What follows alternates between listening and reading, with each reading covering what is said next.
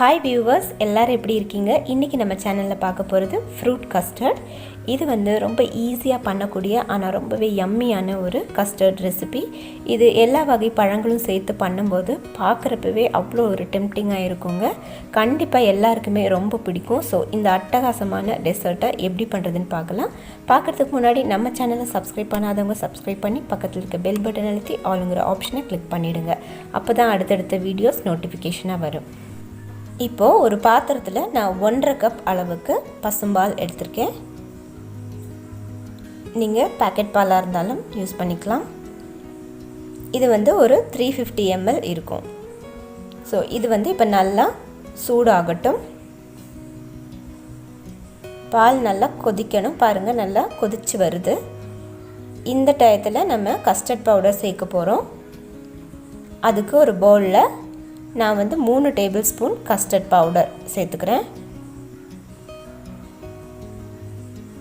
இதை அப்படியே நம்ம சூடான பாலில் சேர்த்தோம்னா கட்டி கட்டி ஆகிடும்.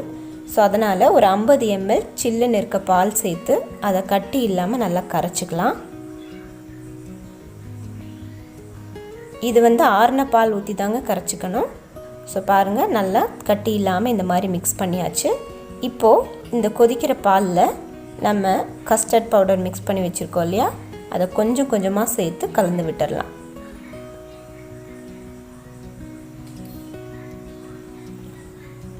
அப்போ தான் நமக்கு கட்டி தட்டாமல் இருக்கும். அதனால் நம்ம கொஞ்சம் கொஞ்சமாக சேர்த்துக்கலாம்.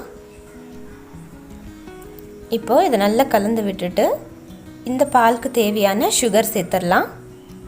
நான் ஒரு 5 ஸ்பூன் அளவுக்கு சுகர் சேர்த்துருக்கேன். உங்களுக்கு இனிப்பு கூட வேணும்னா கொஞ்சம் ஜாஸ்தி சேர்த்துக்கோங்க.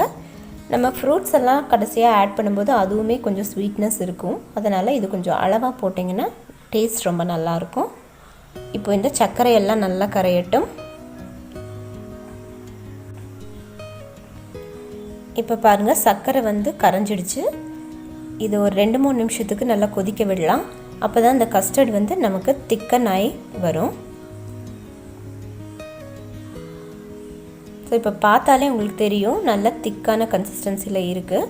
இப்போ நம்ம ஸ்டவ் ஆஃப் பண்ணிவிட்டு இதை ரூம் டெம்பரேச்சர் வர வரைக்கும் நல்லா ஆற விட்டுடலாம். இதை ஆறும்போது இன்னுமே நமக்கு கொஞ்சம் திக்காய் கிடைக்கும். இப்போது நம்மளோட கஸ்டர்ட் நல்லா ஆறி இருக்குது.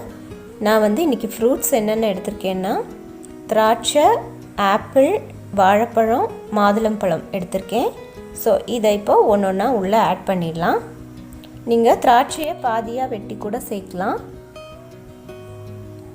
இன்னுமே உங்களுக்கு மேங்கோ, பைனாப்பிள் அந்த மாதிரி நல்லா க்ரன்ச்சியாக இருக்க மாதிரி ஃப்ரூட்ஸ் எது வேணாலும் நீங்கள் ஆட் பண்ணலாம். இன்னும் ரொம்பவே நல்லாயிருக்கும். கஸ்டர்ட் நல்லா ஆறுனதுக்கப்புறமா ஃப்ரூட்ஸ் ஆட் பண்ணுங்கள். அப்போ தான் ஃப்ரூட்ஸோட அந்த ஃப்ரெஷ்ஷான ஃப்ளேவர் அண்ட் டேஸ்ட் அப்படியே இருக்கும். நீங்கள் சூட்டோடவே ஆட் பண்ணிங்கன்னா அது வெந்துடும். அப்போ அதோட டேஸ்ட் போயிடும். ஸோ இப்போது நல்லா மிக்ஸ் பண்ணிடலாம். ஸோ அவ்வளோதாங்க, நம்மளோட ரொம்பவே யம்மியான ஃப்ரூட் கஸ்டர்ட் இப்போ ரெடி ஆகிடுச்சு. பாருங்கள், பார்க்குறப்பவே சாப்பிட்ணுன்னு தோணுதில்லை, அவ்வளோ டெம்ப்டிங்காக இருக்குது. ஸோ குழந்தைங்களுக்கு நம்ம சும்மா ஃப்ரூட்ஸ் கொடுத்தோம்னா சாப்பிட்றதுக்கு கஷ்டப்படுவாங்க. அதை இந்த மாதிரி கஸ்டர்ட் ஃப்ளேவரோட மிக்ஸ் பண்ணி கொடுத்து பாருங்களேன், கண்டிப்பாக விரும்பி சாப்பிடுவாங்க. ஸோ இந்த வீடியோ உங்களுக்கு பிடிச்சிருக்குன்னு நினைக்கிறேன். பிடிச்சிருந்தால் லைக் பண்ணி ஷேர் பண்ணுங்கள். ஃபஸ்ட் டைம் பார்க்குறவங்க மறக்காமல் சப்ஸ்கிரைப் பண்ணிடுங்க. தேங்க்யூ ஃபார் வாட்சிங்.